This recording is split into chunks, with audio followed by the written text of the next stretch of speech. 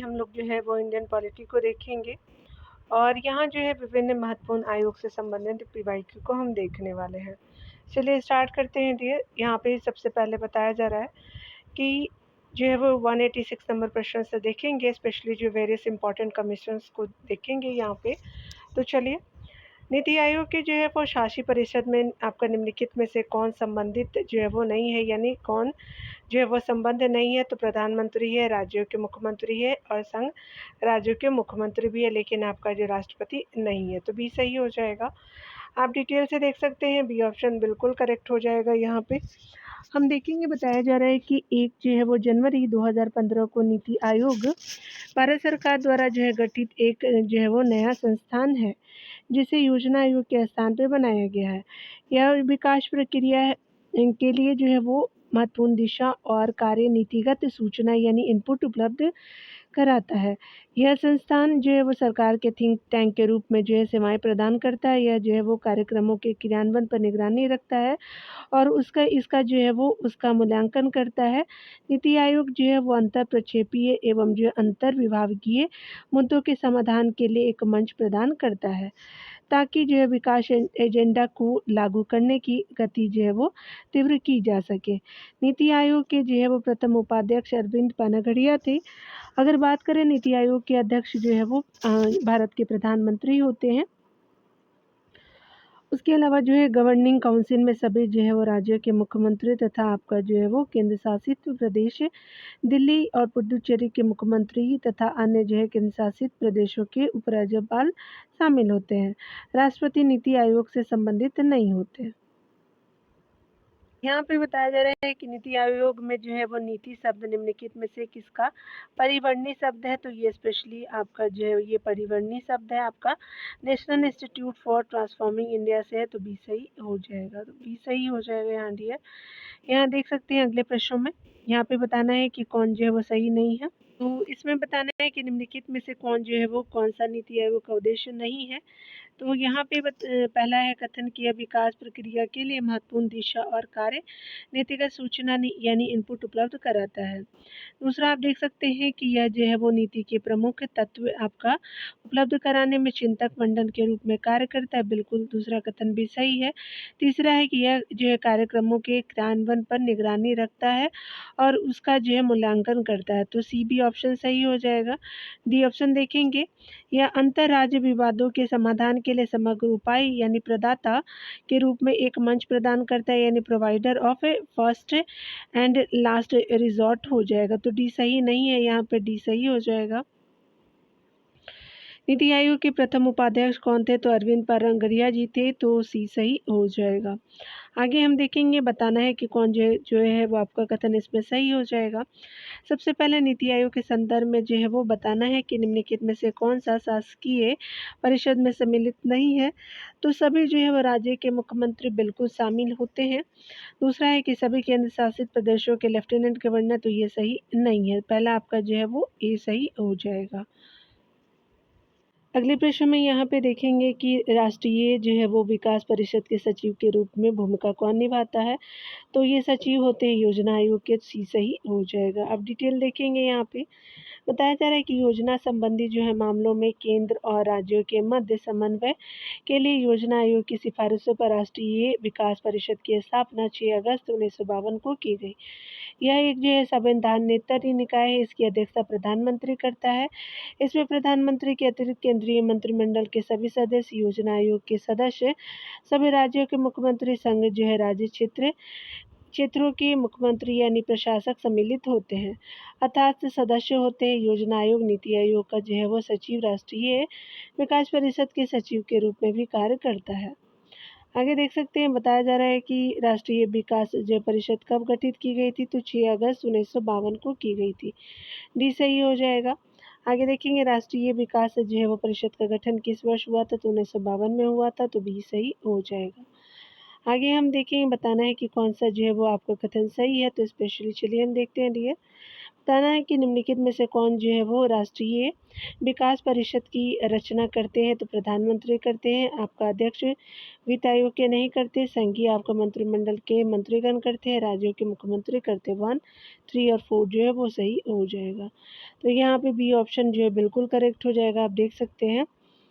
आगे देखेंगे, यहाँ पे बताया जा रहा है कि निम्नलिखित कथन पर विचार कीजिए। तो यहाँ पे जो है वो पहला कथन है, तो यहाँ पे पहला कथन है कि निम्नलिखित कथनों पर विचार कीजिए। तो राष्ट्रीय विकास परिषद योजना आयोग का एक अंग है, तो ये गलत हो जाएगा। अगले ऑप्शन में देखेंगे, बताया जा रहा है कि आर्थिक और सामाजिक योजना को भारत के संविधान की समवर्ती सूची में रखा गया, बिल्कुल सही है। थर्ड है कि भारत का संविधान यह आपका विहित करता है कि पंचायतों को आर्थिक विकास एवं सामाजिक न्याय की योजना बनाने का कार्यभार दिया जाना चाहिए। तो सेकंड और थर्ड जो है वो बिल्कुल सही हो जाएगा, तो यहाँ पे बी सही हो जाएगा। यहाँ पे देख सकते हैं कि ऑप्शन बी जो है वो सही हो जाएगा। आप डिटेल देखेंगे, बताया जा रहा है कि आर्थिक और सामाजिक योजनाओं को समवर्ती सूची में रखा गया है, जिस पर केंद्र और राज्य सरकार दोनों कानून बना सकते हैं। 73वें संविधान संशोधन के तहत यह आपका विहित है कि पंचायतों की आर्थिक विकास एवं सामाजिक न्याय की आपका योजना बनाने का कार्यभार दिया जाना चाहिए। राष्ट्रीय विकास परिषद की जो है वो स्थापना मंत्रिमंडलीय प्रस्ताव द्वारा 6 अगस्त 1952 को की गई। यह जो है योजना आयोग द्वारा योजना के निर्माण के बाद आपका योजना को अंतिम रूप से स्वीकृति प्रदान करता है। यह योजना आयोग का अंग जो है वो नहीं है, यानी यह योजना आयोग का अंग नहीं है आपका एनडीसी। चलिए आगे देखते हैं। राष्ट्रीय विकास परिषद का मुख्य संबंध है तो पंचवर्षीय योजनाओं के अनुमोदन से, तो ये सही हो जाएगा। आगे आप डिटेल से देख सकते हैं, डियर बताया जा रहा है कि राष्ट्रीय विकास परिषद का मुख्य आपका संबंध है पंचवर्षीय योजनाओं के अनुमोदन से है। योजना आयोग एक पंचवर्षीय योजना के प्रारूप को यूनियन कैबिनेट के सम्मुख प्रस्तुत किया जाता है। इसकी प्रस्तुति के बाद इसे जो है वो राष्ट्रीय विकास परिषद के पास इसकी स्वीकृति के लिए भेजा जाता है। इसे जो है वो प्रकार राष्ट्रीय विकास परिषद संसद के जो है वो नीचे सबसे बड़ा निकाय है, जो सामाजिक एवं जो है वो आर्थिक विकास से संबंधित नीति मामले के प्रति उत्तरदायी है। आगे देख सकते हैं कि 1 जनवरी 2015 को योजना आयोग का स्थान नीति आयोग ने ले लिया, जिसने जो है पंचवर्षीय योजना को बंद करके 3 वर्षीय एक्शन प्लान, सप्तवर्षीय स्ट्रेटेजिक प्लान और 15 वर्षीय विजन प्लान चलाया है। आगे देखेंगे, यहाँ पे बताया जा रहा है कि पंचवर्षीय योजनाओं का अंतिम जो है रूप से अनुमोदित किया जाता है तो राष्ट्रीय विकास परिषद द्वारा, तो डी सही हो जाएगा। आगे देख सकते हैं, यहाँ पे बताया जा रहा है कि भारत में पंचवर्षीय योजनाओं का अनुमोदन वाला शीर्षस्थ निकाय जो है वो कौन है, तो आपका राष्ट्रीय विकास परिषद हो जाएगा, तो बी सही हो जाएगा। आगे देखेंगे हम, प्रश्न में बताया जा रहा है कि निम्नलिखित में से जो है वो राष्ट्रीय विकास परिषद का भारत में कौन सा प्रमुख कार्य है। तो योजना के क्रियान्वयन हेतु राज्यों के संसाधनों एवं प्रयासों को गतिशील करना, बिल्कुल सही है पहला कथन। अगला जो है वो सभी आपका महत्वपूर्ण क्षेत्रों में सामान्य नीतियों का विकास करना, पहला और दूसरा कथन भी सही है। देश के सभी क्षेत्रों में संतुलित विकास को सुनिश्चित करना, तो आपका सी ऑप्शन भी सही है। तो यहाँ पे ऑप्शन डी जो है वो बिल्कुल करेक्ट हो जाएगा। ऑल ऑफ दीज जो है वो आपका करेक्ट ऑप्शन होगा। यहाँ देख सकते हैं, राष्ट्रीय विकास परिषद एक जो है वो संवैधानिक निकाय है। इस परिषद के जो निम्नलिखित कार्य है, राष्ट्रीय योजना की जो है तैयारी के लिए दिशा निर्देश निर्धारित करना, योजना आयोग द्वारा तैयार राष्ट्रीय विकास पर जो है वो विचार करना, योजना को क्रियान्वित करने के लिए जरूरी पंचायतों का आंकलन करना और इनकी समृद्धि के उपाय सुझाना। उसके अलावा देख सकते हैं कि राष्ट्रीय विकास को प्रभावित करने वाले सामाजिक और आर्थिक नीतियों से संबंधित महत्वपूर्ण प्रश्नों पर विचार करना, प्रायिकता की राष्ट्रीय योजना के कामकाज की समय समय पर समीक्षा करना एवं जो है वो देश के सभी क्षेत्रों में संतुलित विकास को सुनिश्चित करना। 6 देख सकते हैं कि संघ और राज्य जो है वो सरकारों की विनिष्टियों के साथ योजना आयोग द्वारा बनाई गई पंचवर्षीय योजनाओं का अनुमोदन करना। आगे आप देखेंगे यहाँ पे बताया जा रहा है कौन जो है आपका सही है राष्ट्रीय विकास परिषद के बारे में। तो राष्ट्रीय विकास जो है वो राष्ट्रीय योजना की उन्नति पर चर्चा करना पहला सही है। दूसरा है कि राष्ट्रीय योजना के उद्देश्यों की प्राप्ति के उपाय सुझाती है, सेकंड में सही है। तीसरा है कि राष्ट्रीय योजना निर्माण हेतु दिशा निर्देश प्रदान करती है, बिल्कुल सही है। योजना में धन आवंटित सुझाती है, तो ये गलत हो जाएगा डियर, पहला दूसरा और तीसरा सही हो जाएगा। तो यहाँ पे ये ऑप्शन बिल्कुल सत्य हो जाएगा। अगले प्रश्न में देखेंगे तो भारत के संविधान में निम्नलिखित में से किस एक से संबंध उपबंध सुस्पष्ट आपका उल्लेखित नहीं है। तो अंतर्राज्यीय परिषद है, अखिल भारतीय सेवाएं भी है, भारत की आकस्मिक निधि भी है और राष्ट्रीय विकास परिषद नहीं है। तो डी सही नहीं है एंड डी जो है वो सही हो जाएगा। आगे देखते हैं डियर, देख सकते हैं कि राष्ट्रीय विकास परिषद का उद्देश्य यानी कार्य क्या है। तो संघ और राज्य सरकारों की निविष्टियों के साथ योजना आयोग द्वारा बनाई गई पंचवर्षीय योजनाओं का अनुमोदन, तो ए सही हो जाएगा। यहाँ देख लिया आपने, वन ऑप्शन जो है वो ए ऑप्शन सही हो जाएगा। आगे देखेंगे, यहाँ पे बताया जा रहा है कि निम्नलिखित में से किस एक सुधार के लिए भारत सरकार द्वारा वीरप्पा मोइली की अध्यक्षता में आयोग गठित किया गया था। तो प्रशासनिक सुधार के द्वारा किया गया था, तो डी सही हो जाएगा। यहाँ देख सकते हैं कि तत्कालीन प्रधानमंत्री डॉक्टर मनमोहन सिंह की अध्यक्षता में 8 अप्रैल 2005 को संपन्न केंद्रीय मंत्रिमंडल की बैठक में 39 वर्ष बाद प्रशासनिक सुधार के लिए द्वितीय प्रशासनिक आयोग गठित करने का फैसला हुआ। इसके बाद कर्नाटक के पूर्व जो मुख्यमंत्री वीरप्पा मोइली की अध्यक्षता में 31 अगस्त 2005 को 6 सदस्यीय दूसरे प्रशासनिक सुधार आयोग का गठन हुआ। दूसरे प्रशासनिक सुधार आयोग की पहली रिपोर्ट 9 जून 2006 को प्रधानमंत्री को सौंपी गई, जिसका जो है वो शीर्षक था सूचना का अधिकार सुशासन की मास्टर कुंजी। अब तक यह आयोग आपका 15 रिपोर्ट प्रस्तुत कर चुका है।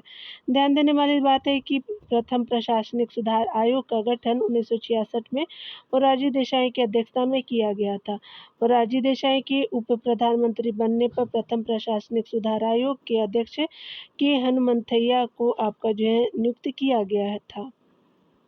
यहाँ पे आप देख सकते हैं चुनाव सुधार और राजनीतिक दल से संबंधित जो है वो पीवाईक्यू को देखेंगे डियर। चलिए स्टार्ट करते हैं। प्रश्न में बताया जा रहा है कि निम्नलिखित में से कौन सा या कौन से राजनीतिक दल राष्ट्रीय राजनीतिक दल है। मुस्लिम league, revolutionary socialist party, Akhil Bharatiya forward block और peasant and workers party of India यानी जो है peasant and workers party of India जो है वो राष्ट्रीय दल जो है वो राजनीतिक दल यानी राष्ट्रीय दल है। तो यहाँ पे कोई सही नहीं है। यहाँ पे देख सकते हैं कि स्पेशली आपका डी ऑप्शन बिल्कुल करेक्ट हो जाएगा, कोई भी सही नहीं है। तो डी सही हो जाएगा। देख सकते हैं जनप्रतिनिधि जो है वो अधिनियम 1951 के द्वारा निर्वाचन आयोग द्वारा राजनीतिक दलों के पंजीकरण का प्रावधान करता है। राष्ट्रीय दल का जो है वो दर्जा प्राप्त करने के लिए आवश्यक शर्तें हैं। पहला है लोकसभा अथवा जो है वो राज्य विधानसभा चुनावों में 4 अथवा अधिक जो है वो राज्यों में कुल डाले गए वैध मतों का आपका 6% प्राप्त करना जरूरी होगा। इसके साथ ही किसी एक जो है राज्य अथवा राज्य से लोकसभा की कम से कम 4 सीटें जीतनी चाहिए। अगला जो है देख सकते हैं कि लोकसभा में 2% सीटें जीती हो और ये जो है कम से कम 3 विभिन्न राज्यों में प्राप्त की गई हो। थर्ड ऑप्शन देख सकते हैं कोई दल कम से कम 4 जो है राज्यों में राज्य स्तरीय दल के रूप में मान्यता प्राप्त हो। तो ये जो है तीसरा आपका जो है वो क्राइटेरिया है। यहाँ देख सकते हैं कि वर्तमान समय में 8 जो है राजनीतिक दल है। इसमें जो है भारतीय जनता पार्टी, बहुजन समाजवादी, मार्क्सवादी कम्युनिस्ट पार्टी, भारतीय कम्युनिस्ट पार्टी, भारतीय राष्ट्रीय कांग्रेस और राष्ट्रवादी जो है वो कांग्रेस पार्टी, तृणमूल आपका जो है वो कांग्रेस पार्टी बंगाल वाली और नेशनल आपका पीपल्स पार्टी एनपीपी। तो ये जो है वो नॉर्थ ईस्टर्न स्टेट वाली हो जाएगी। चलिए आगे देखते हैं। यहाँ पे देख सकते हैं कि भारत के जो है राजनीतिक दलों के संबंध में निम्नलिखित कथनों पर विचार करने हैं। तो जनप्रतिनिधि अधिनियम 1951 राजनीतिक दलों के पंजीकरण का प्रावधान करता है, बिल्कुल आपका कथन सही है। दूसरा कथन देख सकते हैं कि राजनीतिक दलों का पंजीकरण जो है वो निर्वाचन आयोग करता है, सेकंड भी सही है। थर्ड ऑप्शन देख सकते हैं कि राष्ट्रीय स्तर पर राजनीतिक दल वह दल है जिसे 4 या अधिक जो है राज्यों में मान्यता प्राप्त हो। तो थर्ड भी ऑप्शन बिल्कुल सत्य हो जाएगा। आगे देख सकते हैं यहाँ पे बताना है कि 4 है कि यहाँ पे कि वर्ष 1999 के आम चुनाव में निर्वाचन आयोग द्वारा मान्यता प्राप्त 6 राष्ट्रीय और 40 से राज्य स्तरीय दल थे, तो 4 ऑप्शन भी सही हो जाएगा, तो यहाँ पे डी सही हो जाएगा। यहाँ पे आगे हम देखेंगे बताया जा रहा है कि आपका भारत में राजनीतिक दलों का जो है पंजीकरण होता है, तो जनप्रतिनिधि अधिनियम 1951 के प्रावधानों के द्वारा, तो यहाँ पे बी ऑप्शन बिल्कुल करेक्ट हो जाएगा। चलिए आगे देखते हैं डियर। से देख सकते हैं कि भारत में जो है किसी दल को राष्ट्रीय दल बनने हेतु पूर्व जो है चुनाव में कम से कम कितना प्रतिशत वोट प्राप्त होना चाहिए। तो सबसे पहले देखेंगे 4 या उससे अधिक राज्यों में वैध वोट का जो है वो 10% हो जाएगा, 4 या उससे अधिक।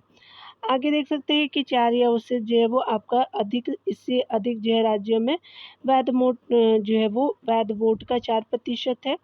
2 राज्यों में वैध वोट का जो 15% है, और जो है वो डी ऑप्शन है कि आधे से ज़्यादा राज्यों में वैध वोट का जो है 6% है। तो यहाँ पे आंसर आपका क्या हो जाएगा कि डी सही हो जाएगा, यानी ई ऑप्शन बिल्कुल सही हो जाएगा। ई देख लिया आपने। चलिए व्याख्या तो मैंने आपको बता ही दिया था, एक बार इसको पढ़ लीजिएगा आप लोग, ठीक है ना। चलिए रिपीट कर लीजिएगा। निम्नलिखित में से कौन जो है वो आपका भारत में राजनीतिक दलों का मान्यता प्रदान करता है, तो भारत का निर्वाचन आयोग, तो बी सही हो जाएगा। आगे हम देखेंगे बताया जा रहा है कि भारत के निर्वाचन आयोग द्वारा निम्नलिखित राजनीतिक दलों में से किसे राष्ट्रीय दल के रूप में मान्यता आपका नहीं दिया गया है, तो नेशनल पीपल्स पार्टी को दिया गया, बहुजन समाज पार्टी भी है, और आपका कम्युनिस्ट पार्टी भी इंडिया भी है, कम्युनिस्ट पार्टी ऑफ इंडिया भी है, समाजवादी पार्टी नहीं है, तो आपका जो है वो डी सही हो जाएगा। आगे देखेंगे भारत में कोई भी जो है राजनीतिक दल राष्ट्रीय दल के रूप में जो है वो मान्यता प्राप्त कर सकता है यदि वह आपका राज्य स्तर पे आपका जो है वो राज्य स्तर पर दल है कम से कम, तो 4 राज्यों में है, तो आपका स्पेशली वो जो है वो नेशनल पार्टी बन सकता है। आगे देखेंगे बताया जा रहा है कि निम्नलिखित में से कौन सा एक दल राष्ट्रीय राजनीतिक दल नहीं है, तो स्पेशली तेलुगु देशम पार्टी नहीं है, सी सही हो जाएगा।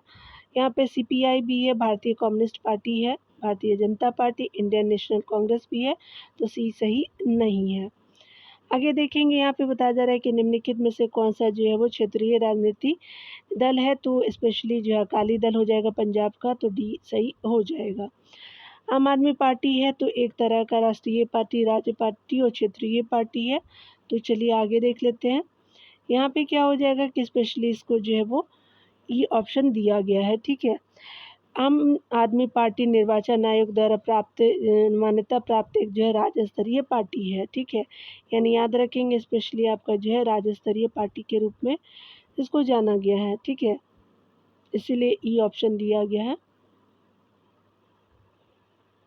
अगले प्रश्न में देखेंगे बताया जा रहा है कि किसी जो है वो राजनीतिक दल को क्षेत्रीय दल के रूप में मान्यता दी जाती है यदि यदि जो है वह आपका राज्य में यदि वह राज्य में या तो लोकसभा अथवा विधानसभा चुनाव में 8% वोट प्राप्त करता है, तो सी सही हो जाएगा। यहाँ डिटेल से देख सकते हैं कि राज्य स्तरीय दलों की जो है वो मान्यता के लिए शर्तें हैं। यदि उस जो है दल ने राज्य की विधानसभा के आम चुनाव में उस राज्य में पड़े कुल वैध मतों का 6% प्राप्त किया हो तथा उसके जो है अतिरिक्त उसने संबंधित राज्य में 2 आपका जो है सीटें प्राप्त की हो। आगे देख सकते हैं यदि लोकसभा के लिए जो है वो हुए आम चुनाव में उस राज्य में पड़े कुल वैध मतों का 6% तथा राज्य में कम से कम एक जो है वो लोकसभा सीटें जीती हो। अगला है कि उस राज्य ने राज्य विधानसभा के कुल जो है वो स्थानों पर 3% या 3 सीटें जो भी ज़्यादा हो प्राप्त की हो।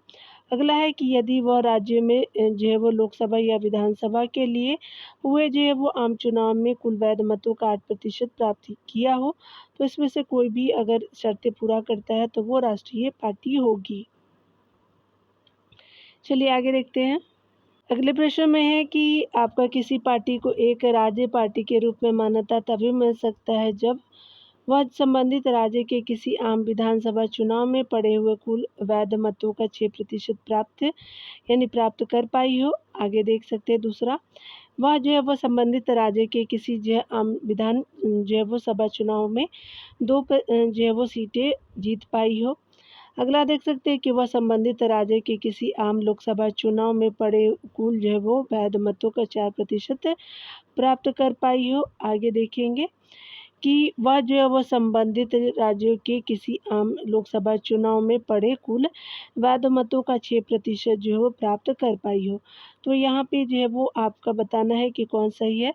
तो पहला और तीसरा, पहला और चौथा, और देख सकते हैं कि पहला और दूसरा, और यहाँ पे डी सही हो जाएगा। आगे देखेंगे, दिए बताया जा रहा है, इससे आगे बताया जा रहा है कि भारत में एक राजनीतिक दल का विलय दूसरे राजनीतिक दल में निम्नलिखित में से किस स्थिति में मान्य होता है। तो यह आपका यहाँ सी ऑप्शन सही हो जाएगा। जब विधान जो है वो विधान दल के कम से कम 2 आपका तिहाई यानी 2/3 जो है वो सदस्य ऐसे विलय के लिए सहमत हो गए हों, तो सी सही हो जाएगा। यहाँ देख सकते हैं कि भारतीय संविधान की 10वीं अनुसूची के अनुसार एक राजनीतिक दल का विलय दूसरे राजनीतिक दल में तब मान्य होता है जब विधान आपका दल के जो है कम से कम 2/3 सदस्य ऐसे विलय के लिए सहमत हो। आगे देख सकते हैं यहाँ पे बताया जा रहा है कि कौन सही आपका हो जाएगा। तो स्पेशली यहाँ पे देख सकते हैं कि भारत में स्थायी आपका दलीय व्यवस्था नहीं है। भारत में अनेक जो है राजनीतिक दल है, तो दोनों कथन तो सही है, लेकिन आपका व्याख्या सही नहीं है। ए और आर सही है, परंतु आर ए का सही व्याख्या नहीं है, तो बी सही हो जाएगा। यहाँ देख सकते हैं कि भारत में जो है अस्थायी दलीय व्यवस्था आपका नहीं है। यहाँ जो है वो आपका चुनाव आयोग को यह अधिकार दिया गया है कि वह किसी भी आपका दल को मान्यता प्राप्त कुछ नियम और शर्तें के आधार पर दे। भारत में जो है वो दलों के कई स्तर है, जैसे राष्ट्रीय दल, राज्य स्तरीय दल और मान्यता विहीन दल। इसके कारण दलों की आपका संख्या बहुत अधिक है। इसमें कथन और कारण दोनों सही है। भारत में बहुदलीय प्रणाली प्रचलित है, लेकिन कारण कथन की सही व्याख्या नहीं करता। यहाँ देख सकते हैं कि निम्नलिखित में से कौन जो है वो भारत के निर्वाचन आयोग द्वारा निर्धारित राजनीतिक दलों की वर्गीकृत श्रेणी नहीं है। तो राष्ट्रीय दल है, और राज्य द्वारा मान्यता प्राप्त दल नहीं है। क्षेत्रीय दल है, पंजीकृत जो है वो गैर आपका मान्यता प्राप्त दल हो जाएगा। तो यहाँ पे जो है वो बी आपका सही श्रेणी में हो जाएगा। आगे देख सकते हैं कि भारत में कौन सा दल जो है प्रणाली प्रचलित है, तो बहुदलीय प्रणाली है, तो सी सही हो जाएगा। यहाँ देख सकते हैं कि भारत के जो है वो निम्नलिखित राष्ट्रपतियों में से कौन जो है भारत में ट्रेड यूनियन आंदोलन से संबंध रहा है, तो वीवी गिरी हो जाएगा, तो ए सही हो जाएगा। यहाँ देख सकते हैं कि भारत के प्रथम कार्यवाहक राष्ट्रपति वीवी गिरी यानी बराह गिरी आपका वेंकट गिरी भारत में ट्रेड यूनियन आंदोलन से संबंधित थे। श्री वीवी गिरी भारत के पहले जो है गैर कांग्रेसी राष्ट्रपति थे। इनका कार्यकाल 3 मई 1969 से 20 आपका जुलाई 1969 तक रहा। श्री वीवी गिरी का जो है भारत के चौथे पूर्वकालिक राष्ट्रपति के रूप में कार्यकाल 24 अगस्त 1969 से 24 अगस्त 1974 तक रहा है। यहाँ पे बताया जा रहा है कि कौन जो है वो स्पेशली आपको मिलान करना है। चलिए देखते हैं, वो मैच करते हैं डियर। यहाँ पे बताया जा रहा है कि भारतीय राष्ट्रीय कांग्रेस इस्टेब्लिश कब हुई थी, तो स्पेशली AITUC हो जाएगा। भारतीय जनता आपका जो है पार्टी, तो BMC हो जाएगा। और भारतीय कम्युनिस्ट पार्टी, तो AITUC हो जाएगा। और भारतीय कम्युनिस्ट पार्टी यानी मार्क्सवादी जो है वो CITU हो जाएगा। तो 1 हो जाएगा, तो 4 3 2 1 आपका सही हो जाएगा। चलिए देख लेते हैं, हमारी डी ऑप्शन जो है वो सही हो जाएगी। यहाँ डी ऑप्शन सही हो जाएगी। देख सकते हैं भारतीय राष्ट्रीय कांग्रेस INTUC के नाम से, भारतीय जनता पार्टी यानी जो है वो BMS, और भारतीय कम्युनिस्ट पार्टी AITUC, और जो है वो भारतीय कम्युनिस्ट पार्टी यानी मार्क्सवादी वाली CITUI हो जाएगा। यहाँ देख सकते हैं केरल में जो है प्रथम साम्यवादी जो है वो राज्य सरकार का गठन कब हुआ था, तो 1957 में हुआ था। तो आपका जो है वो सी सही हो जाएगा। केरल में जो है प्रथम मार्क्सवादी राज्य सरकार का गठन 5 अप्रैल 1957 को और अवसान जो है वो 31 जुलाई 1969 को हुआ था। इस सरकार में मुख्यमंत्री EMS आपका नमूद्रीपाद थे। निम्नलिखित में से कौन जो है वो एक राजनीतिक वैधता का स्रोत नहीं है? सहमति है, तर्कसंगत है, शासन की राजनीतिक इच्छा शक्ति जो है वो आपका स्रोत नहीं है, सार्वजनिक कारण भी है, तो सी यहाँ पे सही हो जाएगा। राजनीतिक वैधता के स्रोत आपका सहमति और तर्कसंगत प्रज्ञा और सार्वजनिक कारण आपका स्वतंत्रता आदि है। आगे देखेंगे बताया जा रहा है कि निम्नलिखित जो है नेताओं में से कौन आपका दल रहित लोकतंत्र की अवधारणा से संबंध है, तो आपका जयप्रकाश नारायण हो जाएंगे, तो बी सही हो जाएगा। देख सकते हैं कि दल रहित आपका जो है लोकतंत्र की अवधारणा जयप्रकाश नारायण से संबंध है। जयप्रकाश नारायण भारतीय स्वतंत्रता सेनानी और राजनेता थे। इन्होंने आपका इंदिरा गांधी के विरुद्ध विपक्ष का आपका नेतृत्व करने के लिए जाना जाता है। उन्होंने संपूर्ण आपका क्रांति नामक आंदोलन चलाया। वे जो है वो समाज आपका सेवक थे, जिन्हें लोकनायक के नाम से भी जाना जाता है। अगले प्रश्न में बताना है कि किसी जो है वो लोकतंत्र में राजनीतिक दलों के कार्यकलाप के विषय में निम्नलिखित कथनों में से कौन सही नहीं है। तो पहला है कि राजनीतिक दल जो है वो आपका लोगों की जो है वो राजनीतिक शिक्षा देते हैं। अगला यहाँ पे कौन सही नहीं है बताना है डियर। और बी ऑप्शन देखेंगे, राजनीतिक दल जो है सरकार एवं लोगों के बीच जो है कड़ी का काम करते हैं। थर्ड ऑप्शन है कि राजनीतिक दल चुनाव आपका लड़ते हैं और अधिकतम संख्या में अपने उम्मीदवारों को निर्वाचित करवाना चाहते हैं। डी ऑप्शन है कि उपरोक्त में से कोई नहीं, तो यहाँ पे जो है वो डी सही हो जाएगा। यहाँ देख सकते हैं कि राजनीतिक दल जो है वो लोकतंत्र के मजबूत स्तंभों में से एक होते हैं। कार्यशील आपका लोकतंत्र में राजनीतिक दल जो भूमिकाएं यानी कार्य अदा करते हैं निम्न है। तो पहला है कि राजनीतिक दल बहुहित आपका समूह होता है या समाज के विविध हितों का प्रतिनिधित्व करते हैं। अगला है कि राजनीतिक दल जो है वो जनता एवं शासन में निरंतर संपर्क बनाए रखने में भी महत्वपूर्ण होते हैं। इनके अभाव में देश में राजनीतिक शून्यता आ जाती है। राजनीति और थर्ड देखेंगे, राजनीतिक दलों का जो है वो महत्वपूर्ण कार्य राजनीतिक प्रक्रिया को जोड़ना, सरल बनाना एवं स्थिर रखना है। ये जो है वो क्षेत्रीय हितों को करीब आपका लाते हैं और उसे राष्ट्रीय हितों से जोड़ते हैं। आगे देख सकते हैं कि आपका लोकतंत्र आपका व्यवस्था में सरकार निर्माण एवं जो है शासन कार्यों का कार्य भी राजनीतिक दलों द्वारा किया जाता है।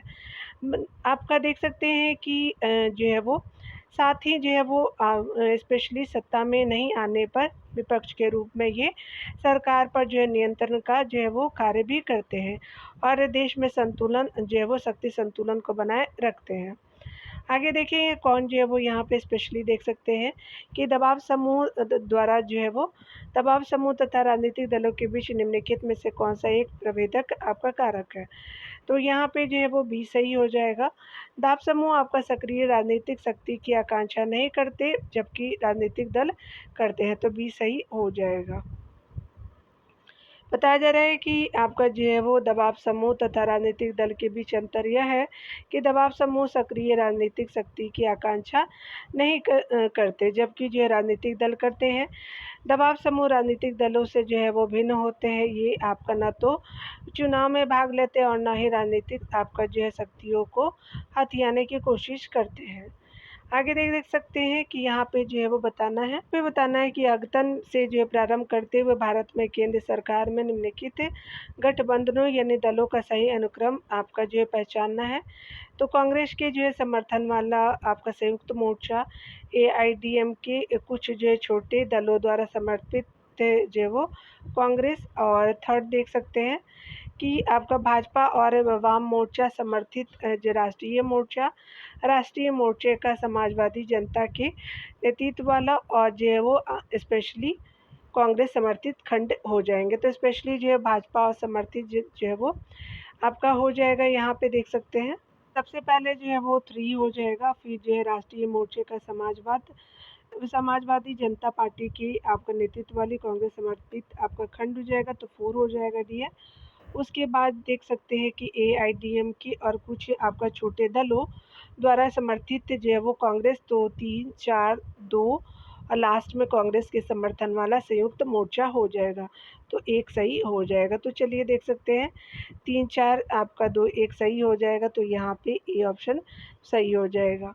यहाँ पे देख सकते हैं कि भारत में जो है वो केंद्र सरकार में जो है वो गठबंधनों यानी दलों का क्रम में भाजपा और वाम मोर्चा यानी समर्थित जो है वो राष्ट्रीय मोर्चे का समाजवादी जनता पार्टी के नेतृत्व वाला कांग्रेस समर्थित खंड AIADMK और जो है कुल छोटे दलों द्वारा समर्थित जो है कांग्रेस के समर्थन वाला संयुक्त मोर्चा। यहाँ पे बताया जा रहा है कि निम्नलिखित में से कौन जो है भारतीय लोकतंत्र में एक संविधान नेता आपका समृद्धि है, तो राजनीतिक दल का हो जाएगा, तो सी सही हो जाएगा। आप देख सकते हैं कि संविधान के अनुच्छेद 76 के तहत भारत के जो है वो महान्यायवादी पद की व्यवस्था की गई है, अतः यह एक संवैधानिक पद है। संविधान की 6ठी अनुसूची के अंतर्गत असम, मेघालय, त्रिपुरा एवं मिजोरम के जनजाति जो है वो क्षेत्रों में स्वशासी आपका जिलों का गठन किया गया है। याद रखेंगे यहाँ पे जो है मणिपुर नहीं है और सिक्किम भी नहीं है। यहाँ पे देख सकते हैं कि जो है वो संविधान की अनुच्छेद 89 के सब क्लॉज 2 के तहत राज्यसभा के उपसभापति पद की व्यवस्था की गई है। और अगला देखेंगे कि ध्यान देने वाली बात है कि जिन पदों या निकायों के बारे में संविधान में बंद किया गया है वे जो है संवैधानिक पद या निकाय कहलाते हैं, जबकि राजनीतिक दलों के संबंध में संविधान के उपबंध आपका नहीं किए गए हैं और ये जो है संविधान नेता या आपका गैर संवैधानिक समृद्धि है। आगे हम देखेंगे कथन पहला है कि भारत में जातियों का जो राजनीतिकरण हो रहा है, बिल्कुल सही। कारण आ रहा है कि भारतीय राजनीति में जातिवाद आपका बढ़ता जा रहा है, तो ए और आर सही है, आर ए की सही व्याख्या यानी स्पष्टीकरण नहीं है, यानी बी सही हो जाएगा। देख सकते हैं डिटेल में बताया जा रहा है कि जब आपका चुनाव के दौरान या अन्य जो समय में आपका राजनीतिक दल किसी विशेष जाति, धर्म या समुदाय को लक्षित करके अपने वादे या घोषणा पत्र जारी कर उस विशेष वर्ग को जो है लुभाने की कोशिश करते हैं, तब जातियों का राजनीतिकरण होता है। लेकिन जब राजनीतिक आपका संगठन में या किसी दल विशेष में किसी विशेष वर्ग, जाति या समुदाय को विशेष लाभ देकर के पार्टियां अपनी जो है रणनीति तैयार करे, तब वह जो है राजनीति में जातिवाद का बढ़ता हुआ स्वरूप होता है। आगे 27 नंबर प्रश्नों में देखेंगे डी। चलिए हम स्पेशली देखेंगे यहाँ पे भारतीय राजनीति के संदर्भ में निम्नलिखित कथन पे जो है वो कौन सा सही है। तो यहाँ देख सकते हैं कि सदनों के सत्राधीन आपका न होने पर ही जो है वो अध्यादेश जारी कर सकते हैं। तो कौन? राष्ट्रपति दोनों सदनों के सत्राधीन आपका यानी सत्र में न होने पर ही अध्यादेश जारी कर सकते हैं, तो बी सही हो जाएगा। यहाँ पे अगर डिटेल देख लेते हैं तो बताया जा रहा है कि संसद के सत्र में न होने पर राष्ट्रपति को जो अनुच्छेद 123 के अंतर्गत अध्यादेश जारी करने की शक्ति है। इसका प्रभाव वही होगा जो संसद विधि द्वारा बनाती है, लेकिन संसद के सत्र में आने के 6 सप्ताह के अंदर इसका अनुमोदन जरूरी होता है। अगले प्रश्न में देखेंगे दल बदल आपका विरोधी कानून से संदर्भ में आपका विचार करने कथनों पे। पहला है कि दल बदल विरोधी कानून इंदिरा गांधी शासन के दौरान 1984 में अधिनियमित किया गया था, तो ये गलत है। इसे संविधान की 10वीं अनुसूची में स्थान दिया गया, बिल्कुल सही है दल बदल का। और दल बदल विरोधी कानून को 2003 में आपका 93 संशोधन से और पुष्ट किया गया, तो ये आपका गलत है। और देख सकते हैं कि कानून आपका विधायी सदन से संबंधित चेयरमैन या स्पीकर को दल बदल की स्थिति में अयोग्यता पर निर्णय करने का अधिकार देता है। तो सही कौन सा हो जाएगा? तो 2 और 4 जो है वो सही हो जाएगा। तो यहाँ पे देख सकते हैं D option as a best option के रूप में हो जाएगा। यहाँ देख सकते हैं कि दल बदल विरोधी आपका कानून 52वें संविधान संशोधन अधिनियम 1985 द्वारा अधिनियमित किया गया है। इसे संविधान की 10वीं अनुसूची में स्थान दिया गया है। दल बदल आपका कानून जो है वो विधायी सदन से संबंधित चेयरमैन या आपका स्पीकर को दल बदल की स्थिति में अयोग्यता पर निर्णय करने का अधिकार देता है। 91वें जो है संविधान संशोधन अधिनियम 2003 द्वारा, ऊपर में 93 लिखा हुआ था, तो 2003 द्वारा जो है वो 10वीं अनुसूची के उपबंधों में एक परिवर्तन किया गया तथा एक उपबंध को जो है वो समाप्त कर दिया गया। अर्थात अब जो है विभाजन के मामले में दल बदल के आधार पर अयोग्यता नहीं माना जाएगा। चलिए आगे देखते हैं डियर। निम्न में से जो है कि इस अधिनियम के अंतर्गत किसी पार्टी के निकट पर आपका निर्वाचित सदस्य को दल बदल से रोका गया है, तो 52वां संविधान संशोधन हो जाएगा, तो ये सही हो जाएगा। चलिए आगे देखते हैं। प्रश्न में है कि दल बदल आपका निरोधक कानून की संविधान संशोधन विधेयक से संबंधित है, तो 52वां है, तो बी सही हो जाएगा। यहाँ देख सकते हैं। अगला है कि दल बदल निरोधक जो अधिनियम किस जो तिथि को पारित किया हुआ, वह कौन सी है, तो ये डेट है आपका 15 फरवरी 1985। याद रखें, कोई भूलेगा नहीं, 14 फरवरी के बाद ही, ब्रेकअप डे के दिन। चलिए यहाँ देख लेते हैं। और पता नहीं, लेकिन शायद 15 को ही होता है, आप लोग देख लीजिएगा। 14 को तो सभी को पता है। यह अधिनियम 15 फरवरी आपका 1985 को पारित हुआ एवं 18 मार्च 1985 को लागू हुआ था। चलिए यहाँ अगले प्रश्न को देखेंगे। आपको हंसी भी आ रही होगी, लेकिन मुझे भी हंसी आ रही है क्योंकि ऐसा डेट ही दिया हुआ था, तो मुझे अचानक याद आ गया। खैर कोई नहीं, थोड़ा हंसना भी ज़रूरी है। चलिए यहाँ देखते हैं।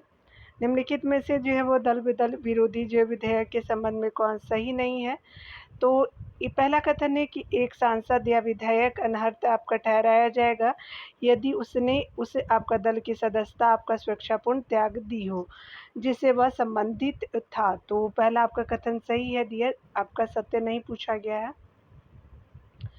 दूसरे कथन में है कि किसी सदन में जो है वो किसी विशेष मुद्दे पर होने वाले मतदान से आपका अनुपस्थिति बनाए रखने पर उस जो है सांसद या विधायक को अनर्हत आपका ठहराया जाएगा, तो बिल्कुल आपका डिस्क्वालीफाई कर दिया जाएगा।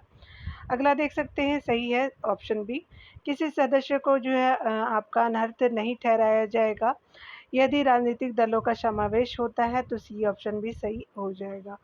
डी ऑप्शन देखेंगे यहाँ पे, तो लोकसभा की सभापति को अनर्हत नहीं ठहराया जाएगा यदि वह बाद में किसी अन्य जो राजनीतिक दल का सदस्य बन जाता है, तो डी सही नहीं है, यहाँ डी सही हो जाएगा। यहाँ देखेंगे आपका दल बदल विरोधी विधेयक के आपका तहत लोकसभा के जो है वो सभापति को अनर्हत आपका ठहराया जाएगा यदि वह आपका बाद में किसी अन्य राजनीतिक दल का सदस्य बन जाता है। दल बदल विरोधी विधेयक के निम्नलिखित प्रावधान दिए गए हैं। चलिए देख लेते हैं। यहाँ पे बताया जा रहा है किसी जो है वो आपका सदन का सदस्य जो किसी राजनीतिक दल का सदस्य है उस आपका सदन की सदस्यता के लिए निहरक माना जाएगा। उसमें और दिया हुआ है कि यदि वह आपका स्वेच्छा से ऐसे राजनीतिक दलों को सदस्यता छोड़ देता है, वह है कि यदि वह उस सदन में अपने राजनीतिक दल के निर्देशन के विपरीत मत देता है या मतदान में अनुपस्थित रहता है।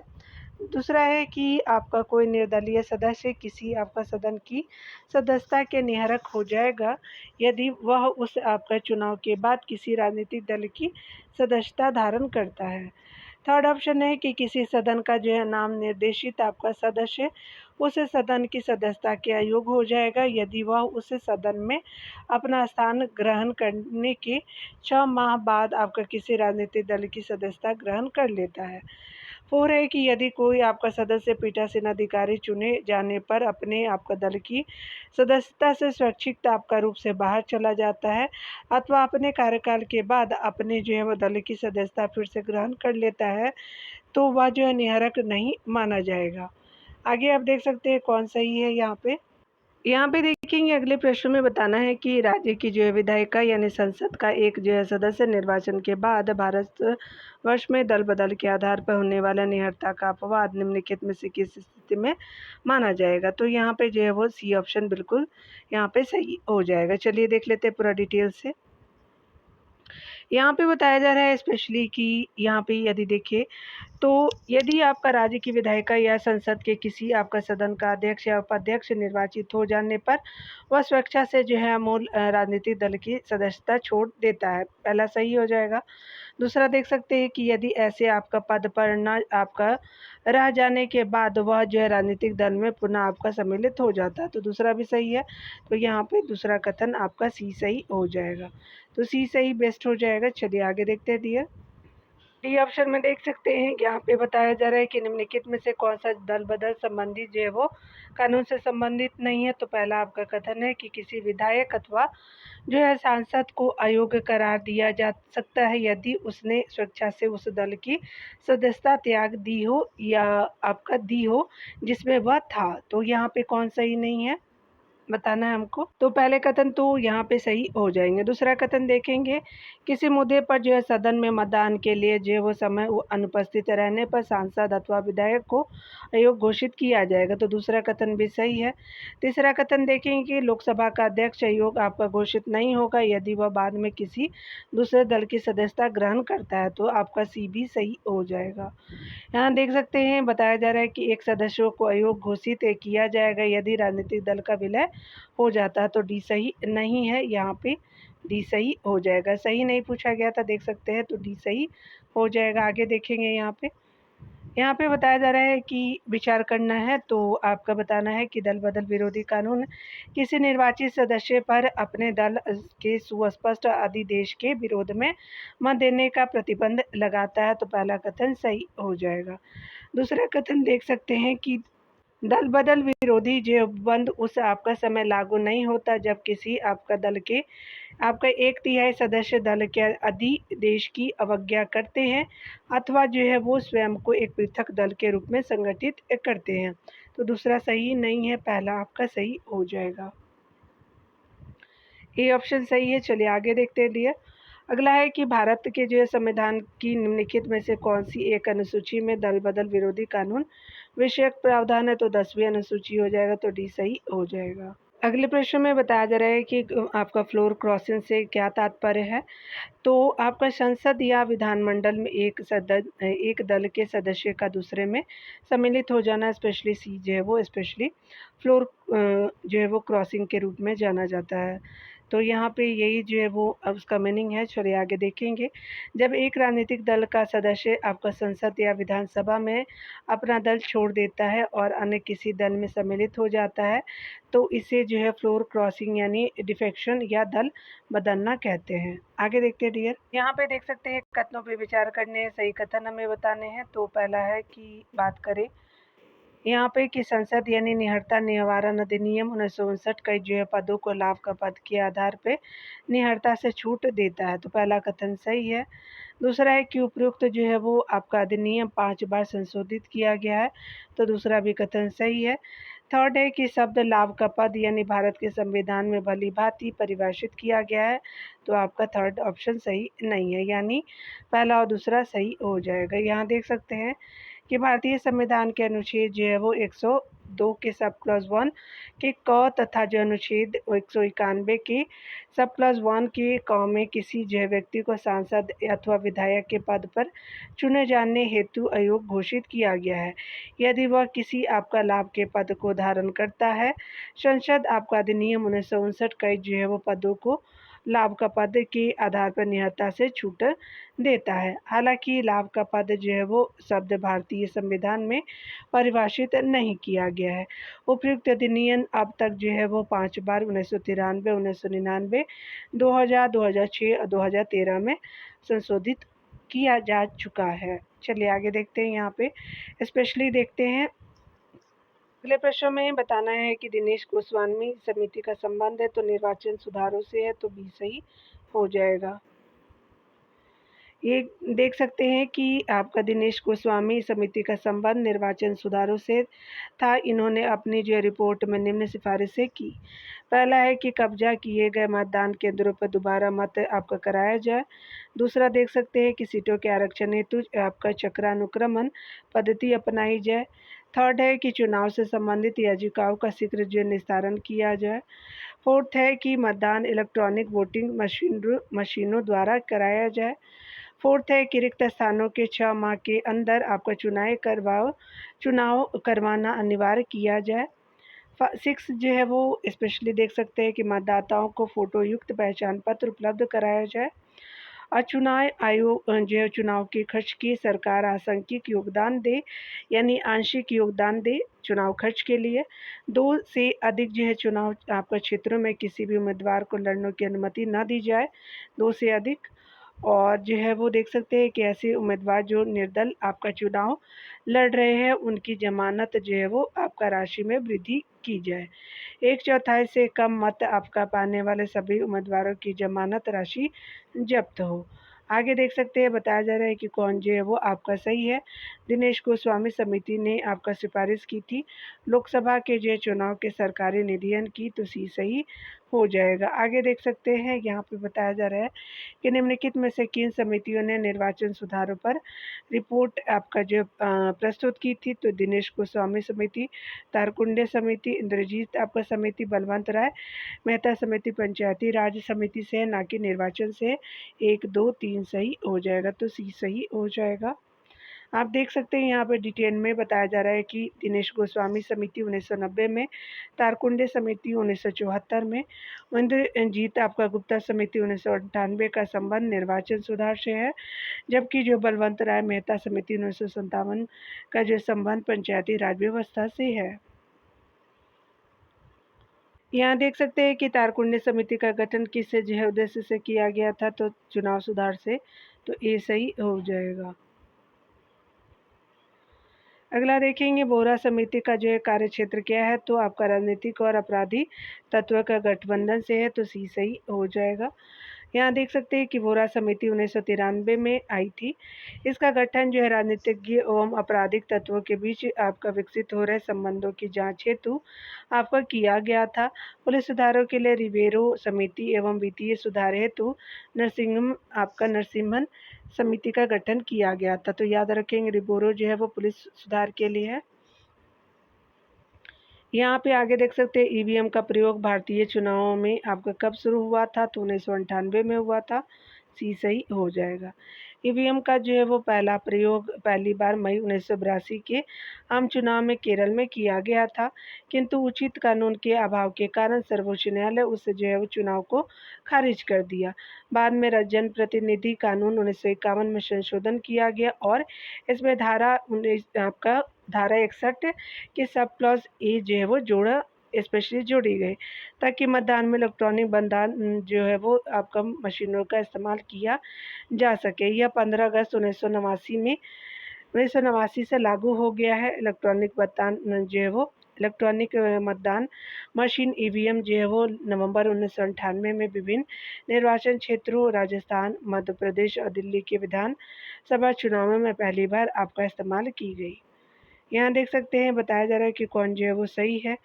तो 2019 में लोकसभा चुनावों के लिए भारत के जो चुनाव आयोग ने मतदाताओं के पहचान पत्र के नाम पंजीकरण, परिवर्तन और सुधारों के लिए कौन से कार्यक्रम शुरू किए थे, तो मतदाता आपका जांच सूचना कार्यक्रम शुरू किए थे, तो भी सही हो जाएगा।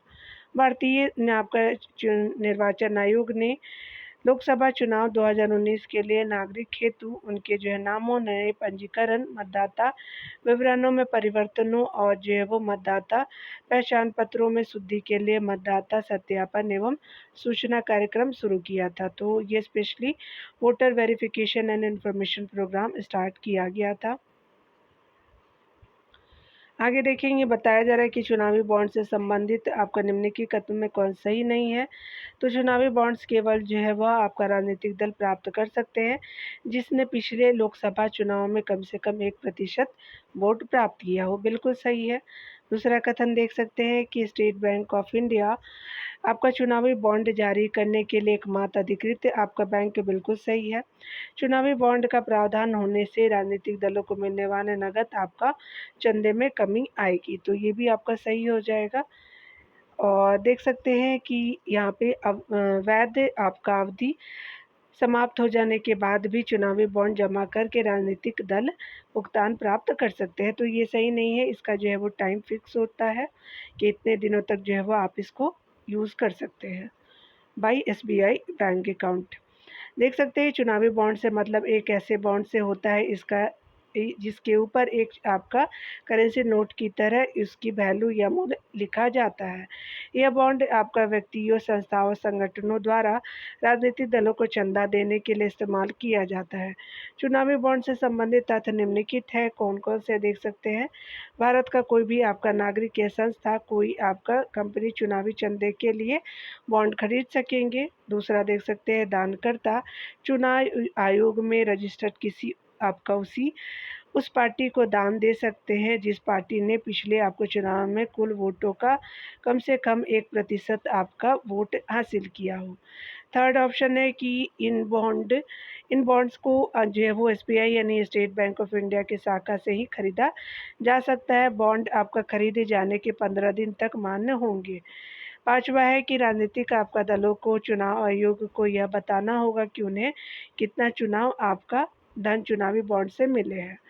यहाँ देख सकते हैं बताया जा रहा है कि राष्ट्रीय आपका मतदाता चुनाव मनाया जाता है 25 जनवरी को, तो आपका बी सही हो जाएगा।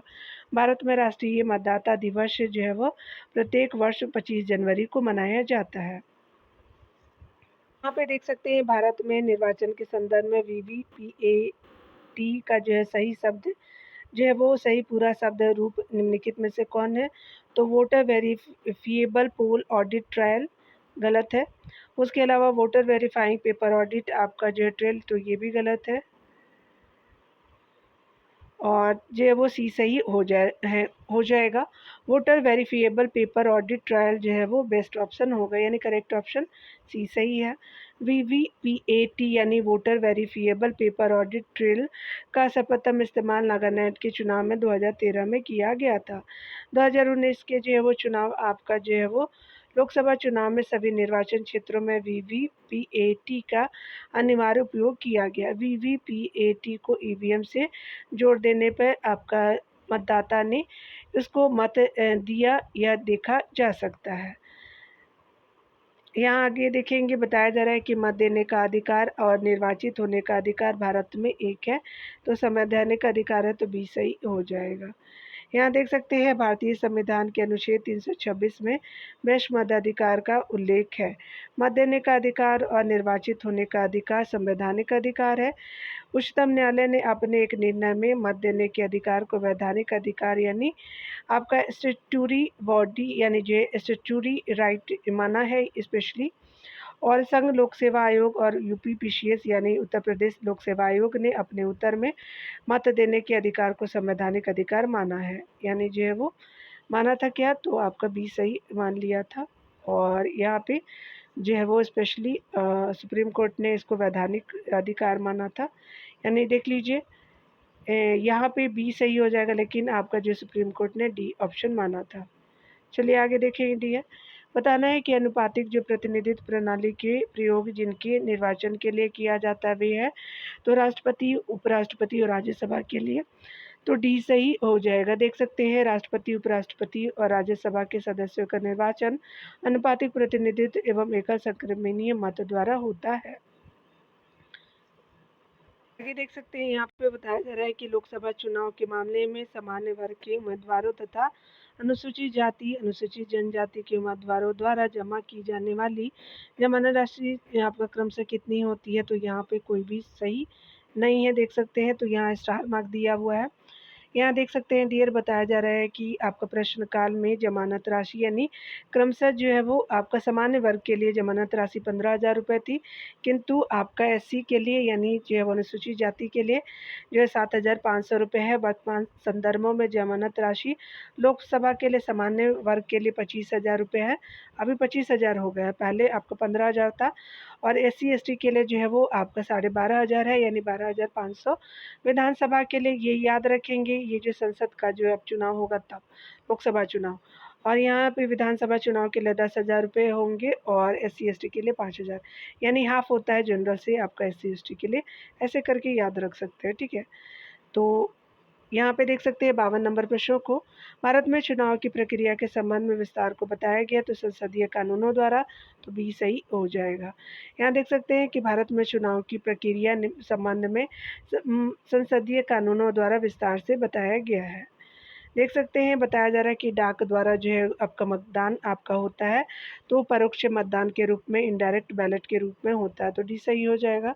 केंद्र अथवा राज्य के कर्मचारी जब सेवा के दौरान किसी दूसरे स्थान पर कार्यरत होते हैं तो इस क्षेत्र में वे मतदान वाले दिन अपने मतदान केंद्र पर उपस्थित नहीं हो पाते। इसको देखते हुए निर्वाचन आयोग ने इनके लिए डाक एवं परोक्ष मतदान की सुविधा दिया है। इसे पोर्टल जो वो पोस्टल बैलेट अर्ली वोटिंग, यानी अर्ली वोटिंग और जो है एब्सेंटी वोटिंग भी कहा जाता है, ठीक है। आगे देखेंगे बताया जा रहा है कि आपका जो है वो न्यायालय द्वारा अपराधी घोषित किए गए व्यक्ति को चुनाव लड़ने के लिए अयोग्य करार देने का निर्णय किया गया, तो संसद द्वारा किया गया, तो डी सही हो जाएगा। आप देख सकते हैं संसद ने न्यायालय द्वारा अपराधी करार दिए गए व्यक्ति को चुनाव न लड़ने देने का फैसला किया है। जनप्रतिनिधि अधिनियम 1951 की धारा आपका 8 के सब क्लॉज 3 के अनुसार 2 वर्ष या अधिक की सजा प्राप्त व्यक्ति को 6 वर्षों की अवधि के लिए चुनाव लड़ने के लिए अयोग्य घोषित किया गया है। आगे देख सकते हैं कि नागरिकों द्वारा 18 वर्ष की आयु पर मताधिकार का पहली बार प्रयोग किया गया था आम चुनाव में, तो ये चुनाव आपका 1989 का था जब 18 वर्ष कर दिया गया था। डिटेल से देखेंगे 61वें संविधान संशोधन अधिनियम 1989 के द्वारा लोकसभा एवं जो है वो विधानसभा चुनाव में नागरिकों के लिए मतदान करने की जो है वो आपका आयु 21 वर्ष से घटाकर के 15 वर्ष कर दी गई। इसके उपरांत 1989 में आपका हुए आम चुनाव में 18 वर्ष के नवयुवकों द्वारा मताधिकार का पहली बार प्रयोग किया गया। यहाँ देख सकते हैं अगला है कि आपका किया गया था प्रत्येक वह व्यक्ति जो 18 वर्ष आपका है उसे आपका धर्म, जाति, लिंग, साक्षरता अथवा संपदा आदि के इत्यादि के आधार पर कोई भेदभाव किए बिना मतदान का अधिकार है। तो यहाँ आज जो है 55 नंबर प्रश्नों तक ही देखेंगे। डियर मिलते हैं अगले वीडियो में 56 नंबर प्रश्नों से। खुद का ख्याल रखिए, पढ़ते रहिए। Take care dear.